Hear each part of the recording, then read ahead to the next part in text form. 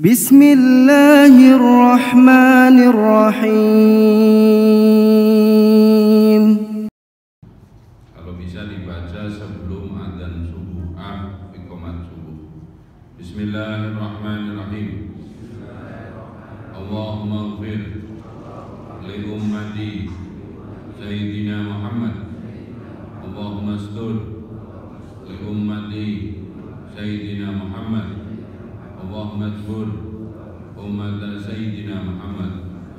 Allahumma ighfir li ummati Sayyidina Muhammad maghfiratan amatan ya rabbal alamin. Jadi pintu dari salah satu agar kita itu bisa menjadi kekasih Allah adalah meniru Nabi Muhammad dengan memintakan ampun untuk umatnya Nabi Muhammad. Bismillah, alhamdulillah, wassalatu wassalamu ala Sayyidina Muhammad Rasulillah wa ala alihi wa sahbihi wa mawala wa la hawla wa la quwwata illa billah. Subhanaka la ilma lana illa ma 'allamtana innaka antal alimul hakim. Rabbi zidni ilman warzuqni fahman. Assalamualaikum warahmatullahi wabarakatuh. Hadirin hadirat Bapak Ibu, mohon maaf ya beberapa waktu tidak bisa hadir karena tanggal 17 November yang lalu saya berangkat ke Masjidil Aqsa ya. Alhamdulillah bisa 3 kali sholat subuh, 2 kali nih, tanggal 19 dan tanggal 20. Alhamdulillah situasi Masjidil Aqsa aman karena yang terjadi kontak senjata itu di Gaza atau Gaza. Sedang kalau yang namanya Masjidil Aqsa itu di tepi barat. Jadi ini Sungai Jordan, ya, sebelah Sungai Jordan itu lokasi Masjidil Aqsa. Ya. Kita doakan semoga segera terjadi gencatan senjata sehingga tidak terus terjadi kezaliman.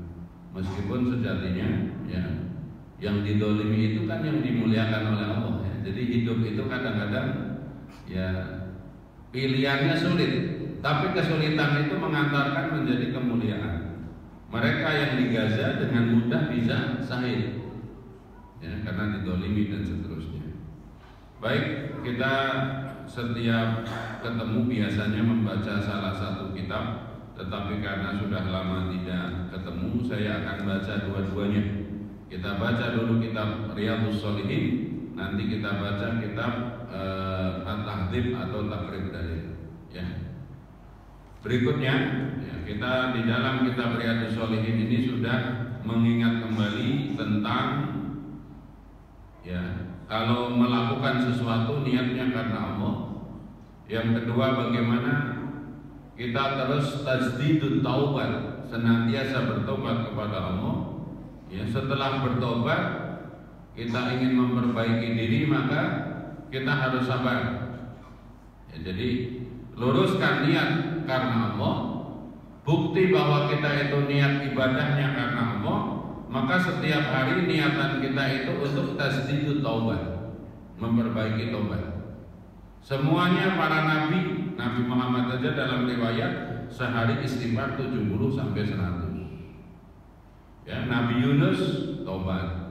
Gimana kalimat yang paling terkenal taubatnya Nabi Yunus?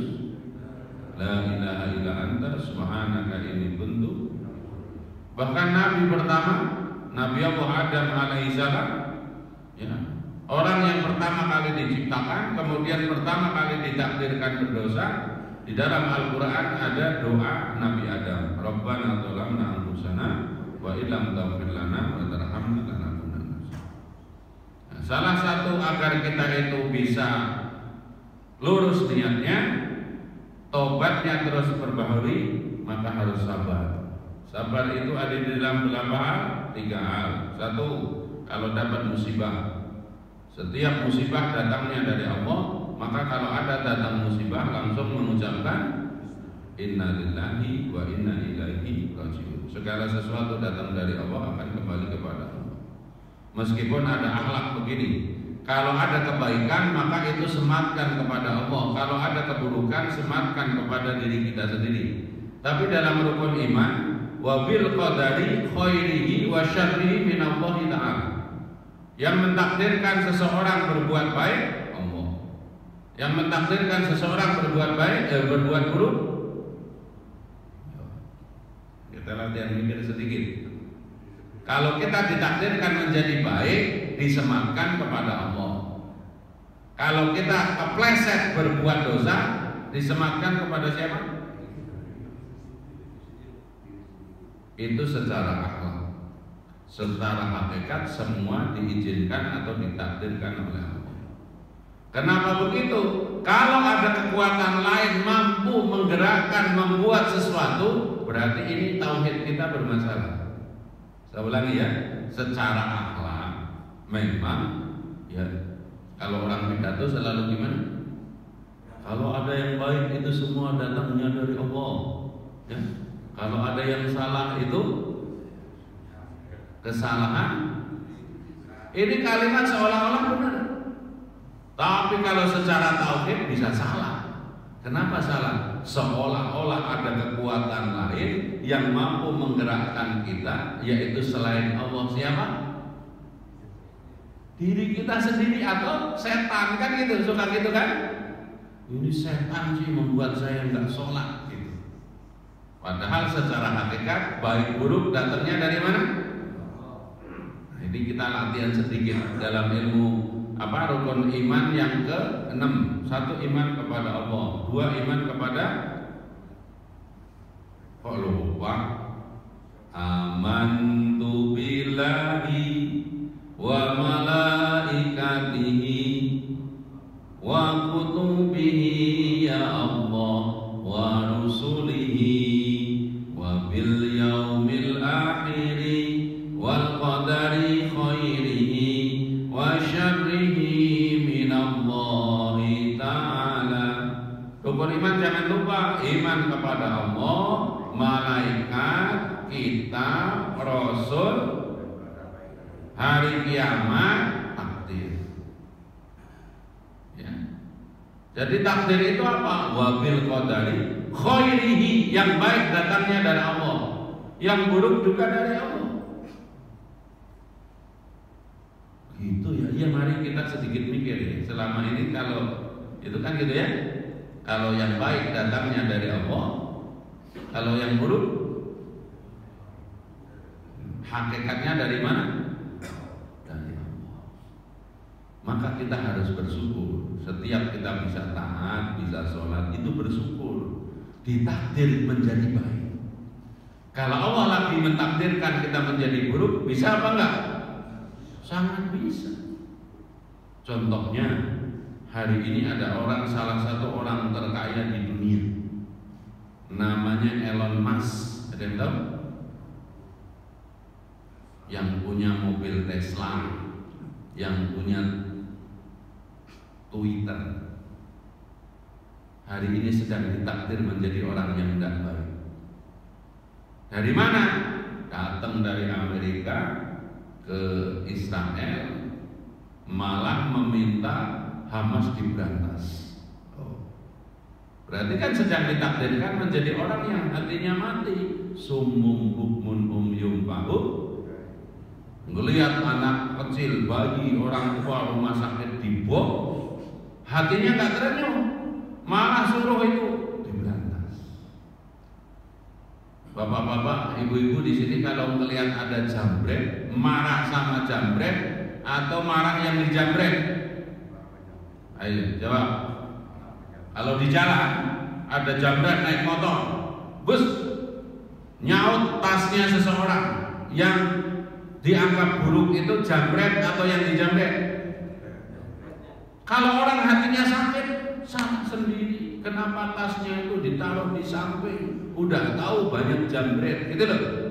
Jadi kalau orang hatinya error itu, orang benar salah-salahin. Alhamdulillah kita enggak begitu. Alhamdulillah. Baik. Sabar yang kedua, sabar ketika apa? Ayo, lupa lagi Ustaz, udah 3 bulan yang lalu.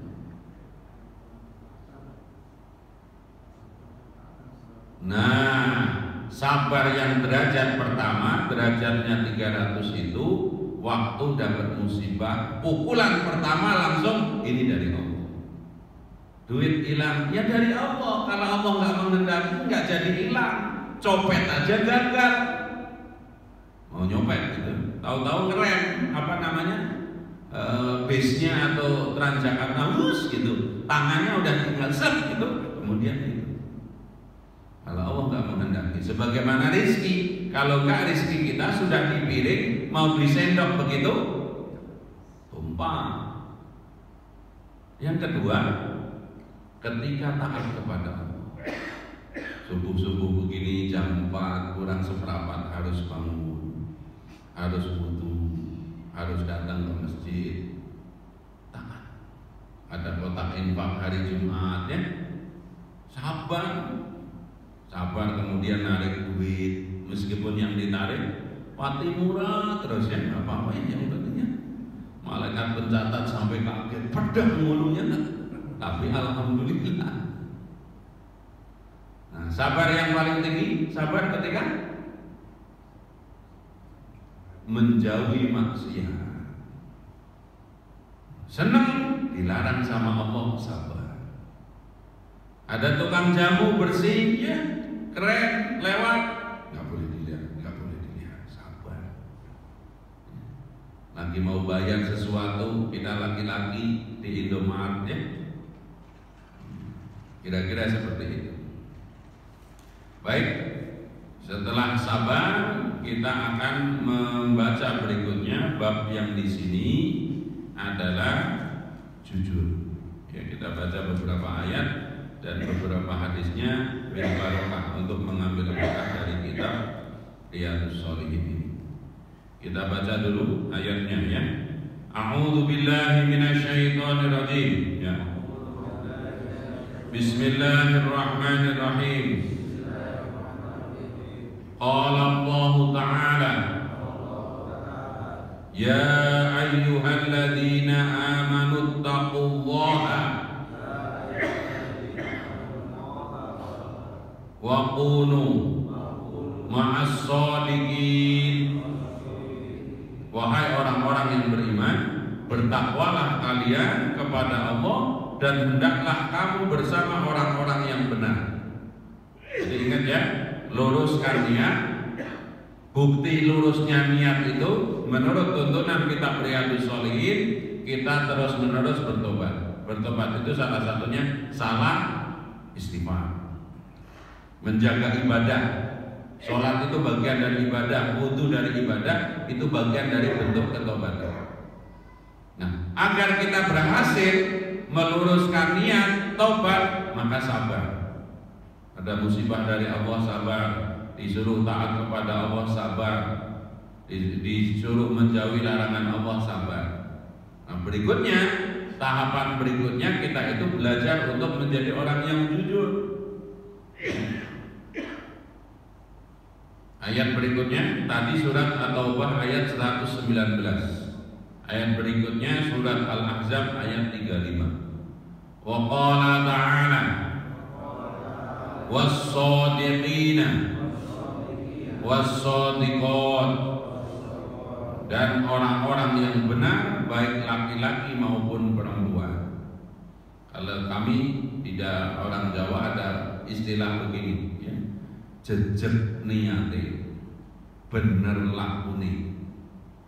Jadi niatnya saja ya, mulainya niat, tapi niat itu harus dibuktikan.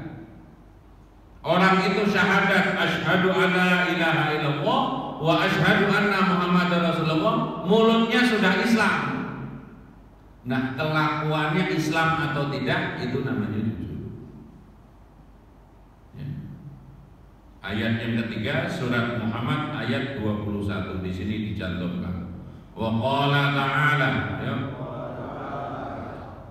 ya, falau shadaqullaha lakana khairal lahum. Tetapi jika mereka benar imannya terhadap Allah, niscaya yang demikian itu lebih baik bagi mereka. Jadi ada 3 ayat yang mengajarkan kepada kita, ya, apa yang sudah kita ikrarkan dalam syahadat harus menjadi bentuk dari amaliyah kita. Ya, jangan sampai kemudian ada mulutnya beriman, hatinya tidak beriman. Namanya apa? Munafik. Munafik. Nah, kemudian hadisnya yang pertama kita baca bersama-sama. An Ibni Mas'udin radhiyallahu anhu an Nabiyya sallallahu alaihi wasallam. Salah ya, ini an Nabi ya. Qala inna sadqa yahdi ilal birri wa innal birra yahdi ilal jannah wa inna rajula la yasduku hatta yaktuba indallahi siddiqan wa innal kadhiba yahdi ilal fujuri wa innal fujura yahdi ilan nar wa inna rajula la yakdibu hatta yaktaba indallahi kadziban. Hadisnya mengatakan sesungguhnya kebenaran itu membawa kepada kebaikan dan kebaikan itu pada ujungnya mengantar kita kepada surga. Seseorang akan selalu bertindak jujur sehingga ia ditulus di sisi Allah sebagai orang yang jujur. Dan sesungguhnya dusta itu membawa kejahatan dan kejahatan itu membawa ke neraka. Seseorang akan selalu berdusta sehingga ia ditulis di sisi Allah sebagai berdusta. Apa contoh dari pendusta yang sederhana? Yang bisa jawab boleh pulang duluan. Dalam hadis lain diterangkan, pendusta yang sekarang itu kadang-kadang kita tidak sadari, kita ngomong apapun yang kita tahu. Kumpul-kumpul di pos ronda dapat informasi 10. Habis sholat begini diomongin lagi, begini. Jadi cukup seseorang dianggap sebagai pendusta kalau dia omongin semua yang dia tahu. Artinya apa? Kalau mau ngomong, kalau mau menceritakan sesuatu harus pilih-pilih. Ya. Jadi tidak semua yang kita dengar, kita ketahui, kemudian diceritakan lagi. Menceritakan semua yang kita tahu itu pintu kebohongan yang kita tidak sadari. Termasuk sekarang hati-hati bapak-bapak, silahkan mencintai atau memilih paslon mana yang disukai atau yang merasa cocok. Tapi kalau ada video yang menjelek-jelekkan pasangan tertentu tidak boleh diteruskan. Jadilah kita kuburan untuk keburukan orang lain. Menceritakan keburukan orang lain dan asli buruk namanya apa? Si A gitu, benar buruk begitu. Terus ada beritanya, berita itu asli buruk, kita omongin namanya ghibah. Jadi sekarang itu di media sosial, di obrolan itu ghibah secara nasional. Karena kalau ada keburukan nomor 1 kayak nomor 2, nomor 3 diceritakan. Hati-hati, dalam surat Al-Hujurat ayat 12 sudah diperintahkan oleh Allah.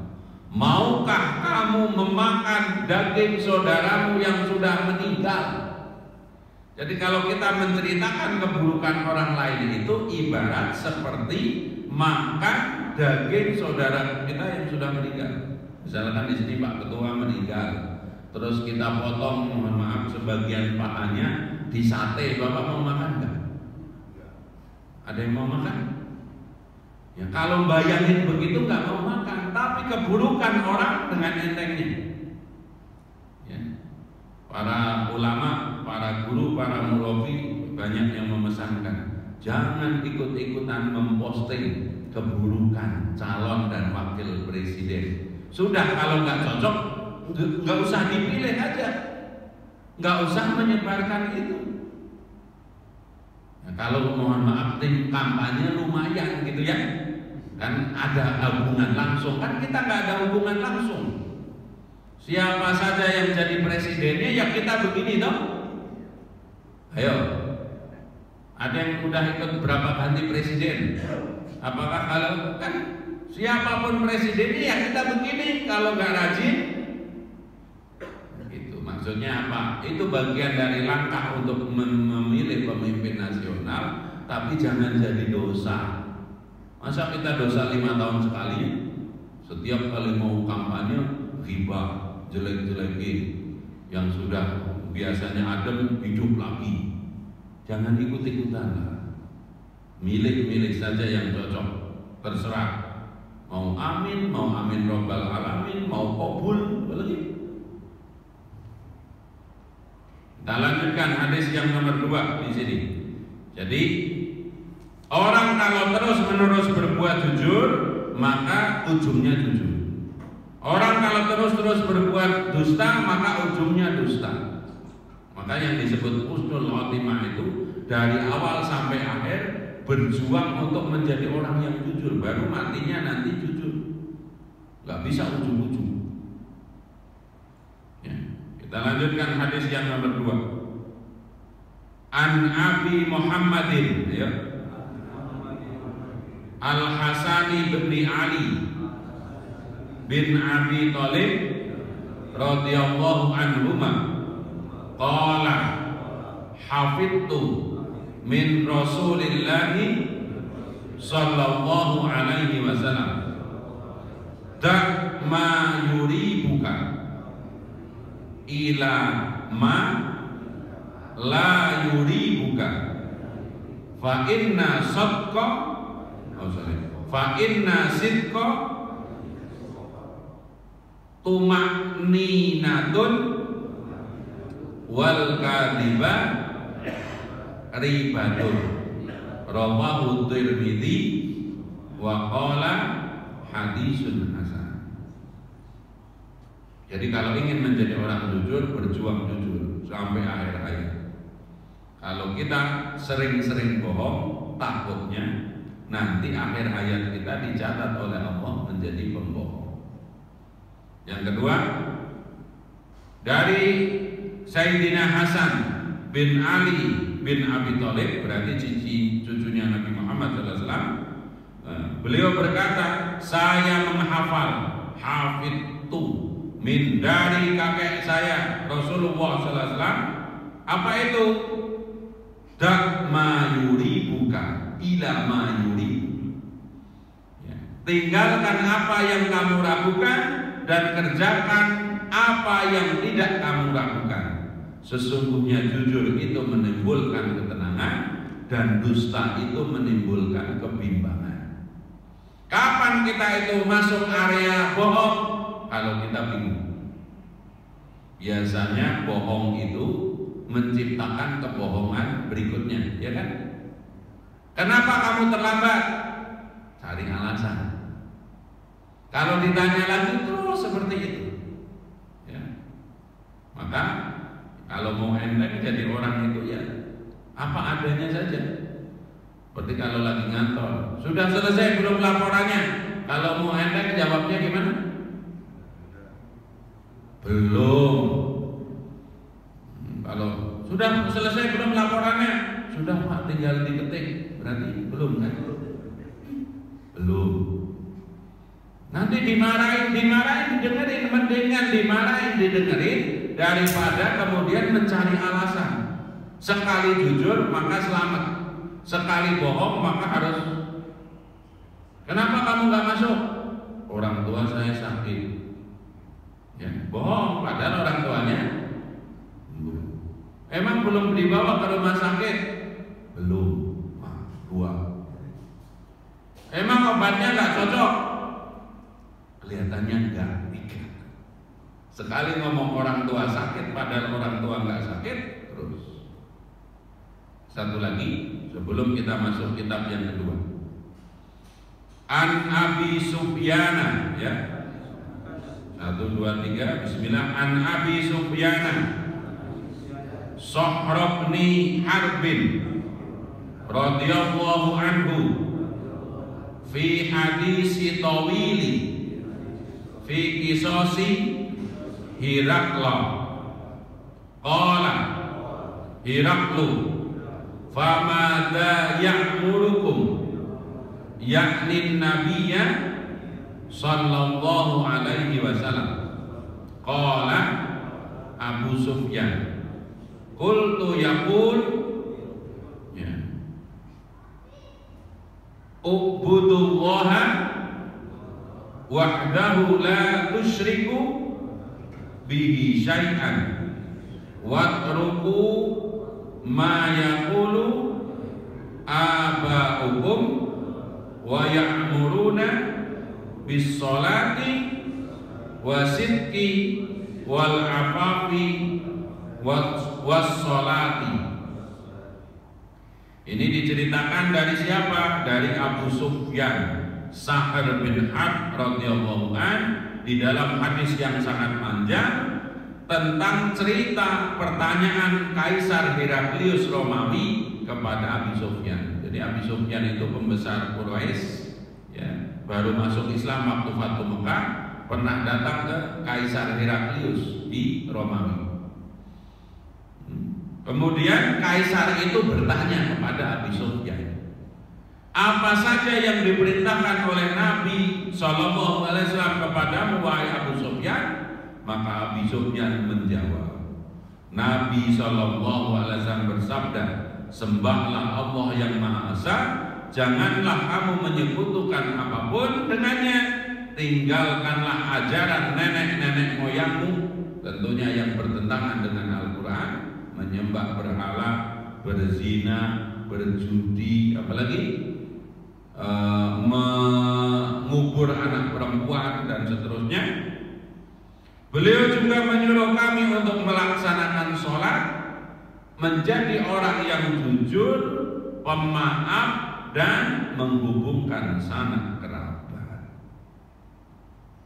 Jadi mudah-mudahan ya, kita konsisten dengan apa yang kita syahadatkan, tidak ada Tuhan selain Allah, Nabi Muhammad adalah utusan Allah. Mari kita lanjutkan dulu ya, bil barokah membaca kitab Takrib Dalil yang berisi tentang fikih kehidupan sehari-hari. Terakhir kita sudah membahas mengenai sunnah-sunnah wudu. Nah, kalau rukun wudu berapa? Kedua. Ini kedua. Bapak-bapak yang sedang berbuat musyrik, nyender kepada selain Allah, masih ingat ya? Atau nyender ke tembok, bahasa Arabnya musyrik. Rukun wudu berapa Pak? Nah, 1. Ya, 2. Membasuh muka. 3.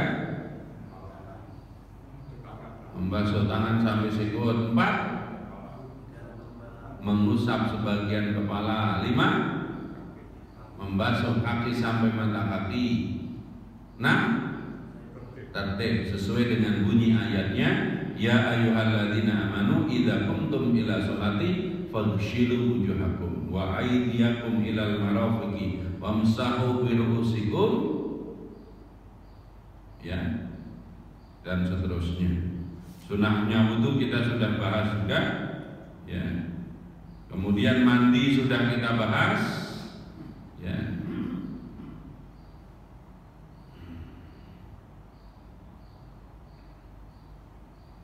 Kita lanjutkan, ya. Sunah-sunah mandi sudah juga kan? Sudah ya. Oke, sekarang rukun mandi berapa? Regu B sekarang, regu B. Rukun mandi berapa? 2. 1. Niat. 2. Mengalirkan air ke seluruh tubuh. Kalau mandi nggak wajib digosok, yang penting airnya lewat ke sini sah. Kalau wudu muka harus bersil, digosok, tangan digosok, kepala diusap, kaki digosok. Ya. Sunahnya mandi apa?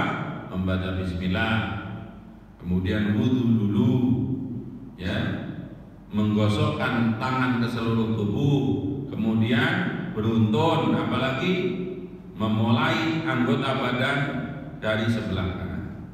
Nah, di sini bab berikutnya dikatakan di sini faslun, bermula ini itu fasal. Wal iktisalatul masnunatul, mandi yang sunnah dalam syariat. Ya, ada yang masih ingat kapan kita disunahkan mandi?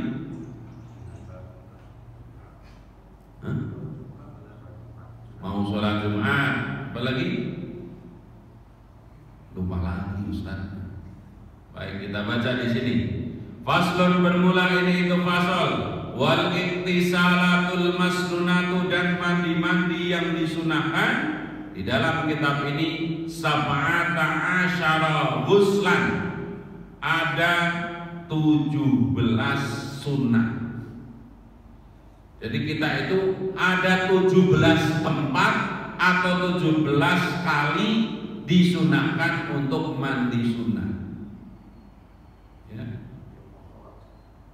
Enggak, memang 17 kali sholat itu hanya kan satu. Setiap mau sholat satu. Ya. Berarti setiap mau satu rakaat mandi dong. Kalau 17 kali.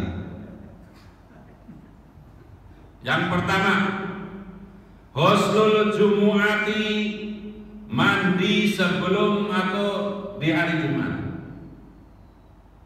Ingat hadisnya, siapa mandi di hari Jumat kemudian datang ke masjid, berusaha tepat waktu dan tahu kondisi. Kalau datang pertama di depan, datang kedua belakang, tidak melangkai pundak-pundak saudaranya yang telah datang lebih dulu. Waktu khutbah dia mendengarkan, kemudian sholat 2 rakaat, akan diampuni oleh Allah dosanya. Berapa hari sekali sholat Jumat, Pak? Ayo, kalau ibadah itu salah satunya biar semangat, tahu pahalanya, fadilahnya. Sekali sholat Jumat diampuni berapa hari? Nah, selama ini jangan. Kita harus pergi itu semangat. Apa yang mau kita raih di masjid dengan sholat Jumat? Diampuni dosanya 7 dan 3 hari. Kita itu hidup cuma seminggu, Pak. Kalau tiap hari Senin dosa, Selasa dosa, pokoknya mulai habis Jumat yang lalu sampai kemarin dosa terus, itu masih sisa 3 hari. Karena Allah nyiapin ampunan orang yang sholat Jumat 10 hari. Kita itu kadang-kadang kurang komen terhadap pahala.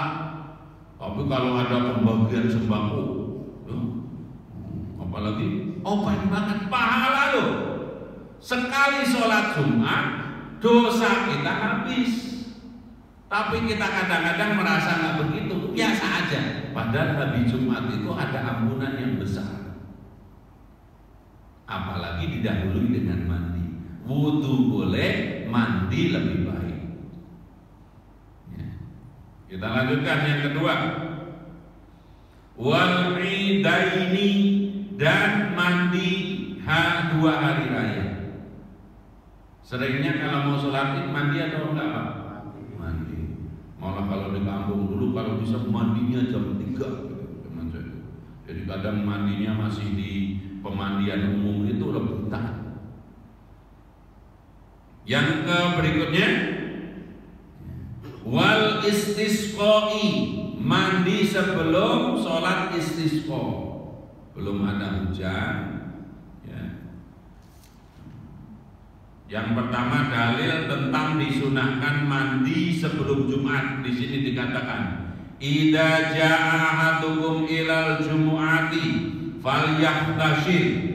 Dan dalam riwayat Imam Muslim, idza arada ahadukum ayyatiya, sampai dengan selesai hadis. Bila seseorang di antara kalian datang menuju sholat Jumat, maka mandilah. Dalam riwayat lain dikatakan, bila seseorang di antara kalian hendak mendatangi, perintahnya menjadi sunnah. Yang kedua, Imam Malik dan dalam Al-Muwatta meriwayatkan bahwa Abdullah bin Umar radhiyallahu anhu mandi pada hari Idul Fitri sebelum berangkat ke mushola. Sedangkan Idul Adha dikiaskan dengan contoh mandi di Idul Fitri. Ya. Di berikutnya apa? Wal khusufi wal kusufi, mandi sebelum sholat gerhana. Kalau pakai hak itu berarti gerhana bulan. Kalau pakai kaf kusuf gerhana matahari. Meskipun di sini diterangkan, ya, menurut pengarang kitab Dr. Mustafa Dib Al-Ghibbo mengatakan, saya tidak mendapatkan dalil nakli yang menjadi dasar disunahkan 3 mandi ini, yaitu mandi istisqa, mandi kusuf sama khusuf. Tapi beliau mengatakan mungkin saja para ulama mensunatkannya mengkiaskan dengan mandi Jumat dan mandi hari raya, karena ada kesamaan dalam pelaksanaan sholat, yaitu dianjurkan dilakukan dengan berjamaah, di mana kemudian orang-orang berkumpul untuk melaksanakannya. Ya, diteliti dalilnya nggak ada, tetapi mungkin dikiaskan. Namanya mau kumpul orang banyak, kalau mandi itu tentu lebih baik daripada sholat istisqa atau sholat gerhana. Mohon maaf, ketiaknya bau, Allahu Akbar, kan ganggu orang lain. Kira-kira seperti itu. Kita lanjutkan. Wal ghuslu min ghuslil mayyiti. Sunnah berikutnya apa adalah mandi ketika habis memandikan mayat. Jadi kalau ada kita mandiin mayat, maka disunahkan setelah itu mandi. Dalilnya apa? Man ghasala maitan falyaghtasil wa man hamalahu falyatawadda. Barang siapa yang memandikan mayat maka mandilah, dan barang siapa yang mengusung mayat maka berwudulah. Jadi kalau mau gotong mayat atau habis gotong mayat, sunnahnya wudu. Ya, hadis riwayat Imam Hamzah dan dianggap hasan oleh Tirmidzi. Perintah ini tidak wajib, hanya sunnah. Laisa alaikum fi ghuslati mayyitikum ghuslun idza ghasaltumu. Tidak ada keharusan mandi atas kalian dalam memandikan mayat bila kalian memandikannya. Jadi sunnah, ya, setelah memandikan mayat kita mandi. Berapa tadi? Jumat, Idul Fitri, Idul Adha, istisqa, gerhana bulan, gerhana matahari, memandikan mayat. Berikutnya, wal kafiru idza aslam. Orang kafir syahadat, setelah itu sunnah mandi. Saya tahun 2016 diajak Ustaz Fadlan Garamatan ngaji ke Fakfak dan Bintuni, ke namanya apa? Raja Ampat. Sampai Sorong, begitu kita mau terbang ke Jakarta, ada orang sana syahadat. Maka kita cari masjid syahadat. Habis itu setelah itu diantar oleh ustaz setempat mandi di kamar mandi masjid. Setelah mandi itu, mohon maaf, badannya itu kayak sisiknya itu lepas. Nah, di sini kan kayak sisik itu. Oh, ternyata salah satu cara untuk menjauhkan atau biar tidak terlalu dingin itu dengan melumuri badannya dengan lemak babi. Maka begitu niat mandi setelah masuk Islam itu rontok semuanya. Itu secara harfiah kelihatan. Kalau secara hakikiah, mandi itu melepaskan seluruh dosa yang telah lalu. Karena tidaklah seseorang itu tadinya kafir, begitu masuk Islam kecuali lepas seluruh dosanya. Kita lanjutkan. Wal majnunu, ya, wal mughma alaih, orang gila ketika sembuh. Jadi kalau ada orang gila sembuh, disunahkan untuk mandi. Ya. Apalagi orang pingsan ketika sadar. Ya, jadi kalau ada orang pingsan sudah itu sunnah mandi, karena habis waktu pingsan itu nggak tahu ya apa yang terjadi kepada dirinya. Wal ghuslul indal ihrami, berikutnya adalah mandi ketika mau ihram. Ya, mau ihram itu mau umroh atau mau haji. Ya, diteruskan di sini. Waliduhulil Makkah, orang yang masuk kota Mekah disunahkan untuk mandi. Ya.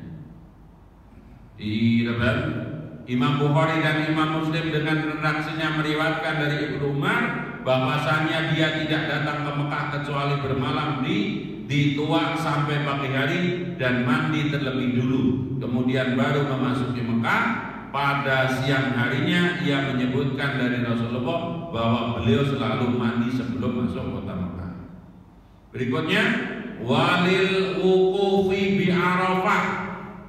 Kalau orang lagi mau wukuf pada waktu haji disunahkan.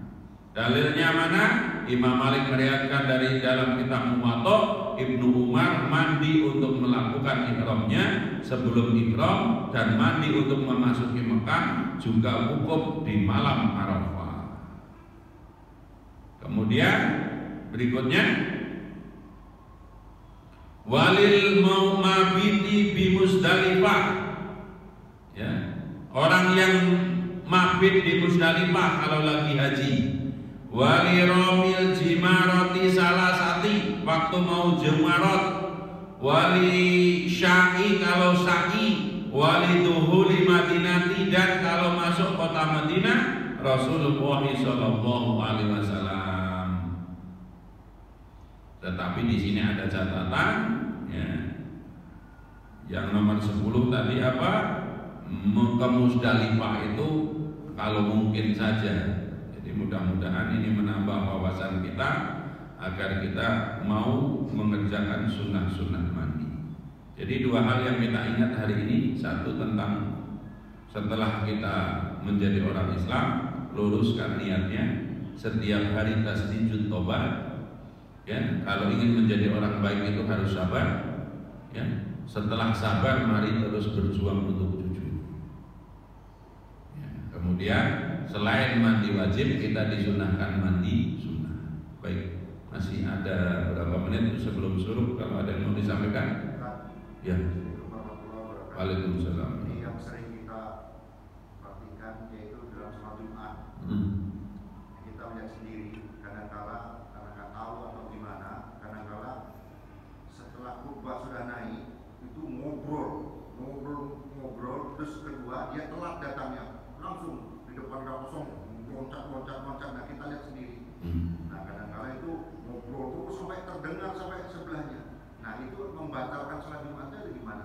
Makasih. Baik. Kalau di sebagian masjid sebelum khatib naik mimbar, bilalnya selalu membacakan hadis. Ya masyiral muslimin wa zumratal mu'minin rahimakumullah, an Abi Hurairah radhiyallahu anhu qala Rasulullah sallallahu alaihi wasallam, idza qulta li sahibika yaumal jum'atil ansit wal imamu yahtub faqad lagha fala jum'adallah. Ngomong pada saat khutbah tidak membatalkan sholat Jumat, tapi pahalanya yang hilang. Omongannya benar, ngobrol omongan nggak benar, omongannya dia benar, sebelahnya ngobrol, hus diem. Angsit itu bahasa kita, hus diem. Nyuruh orang lain diem aja, pahalanya hilang. Maksudnya apa?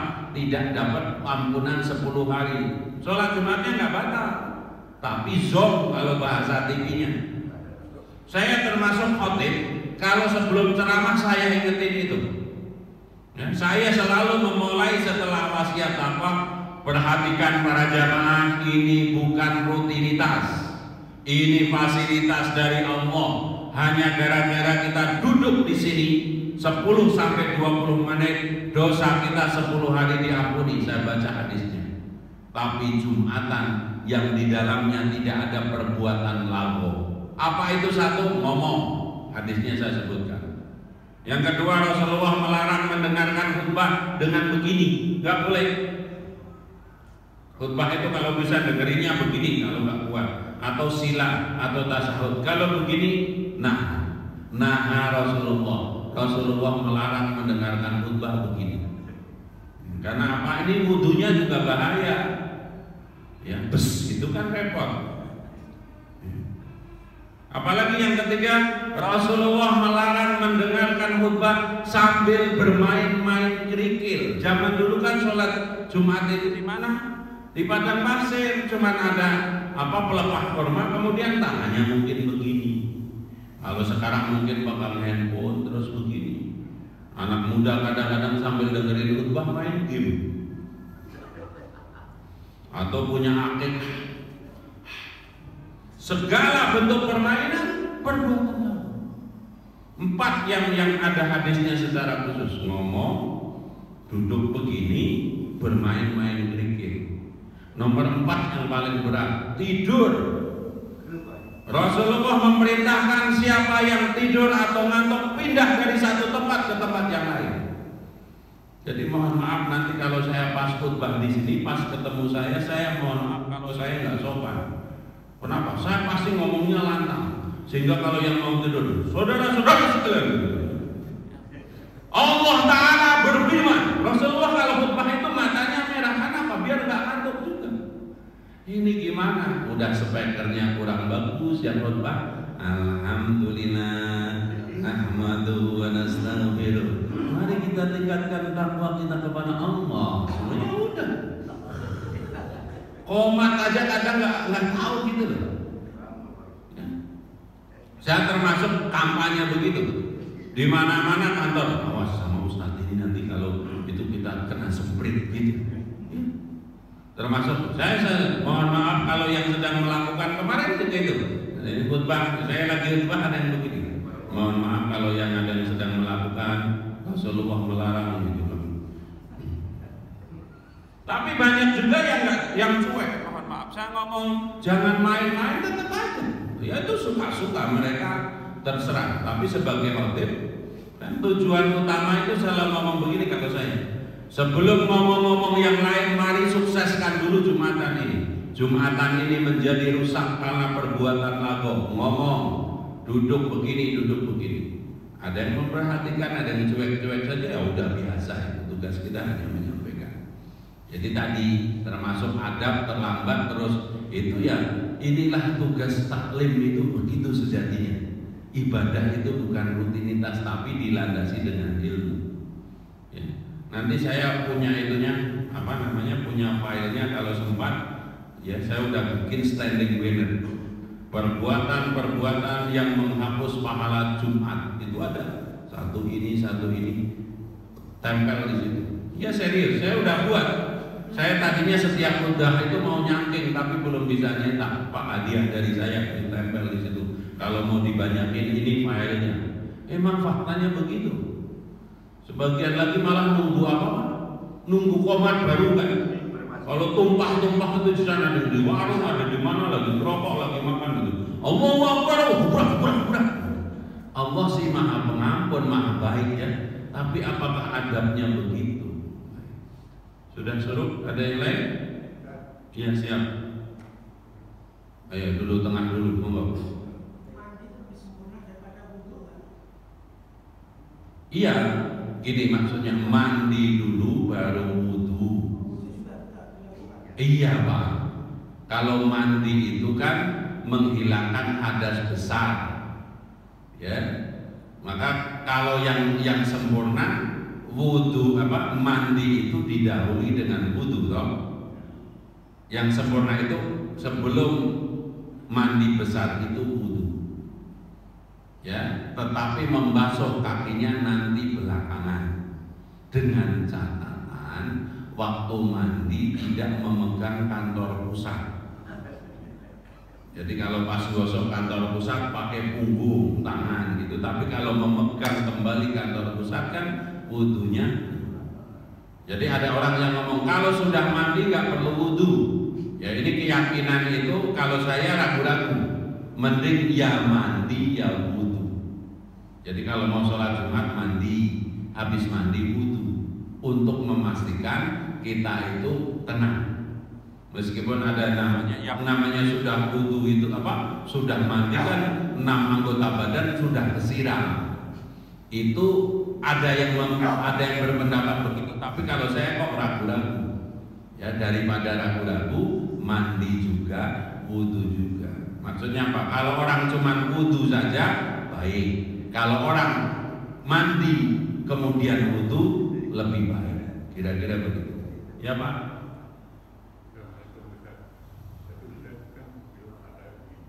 Ya.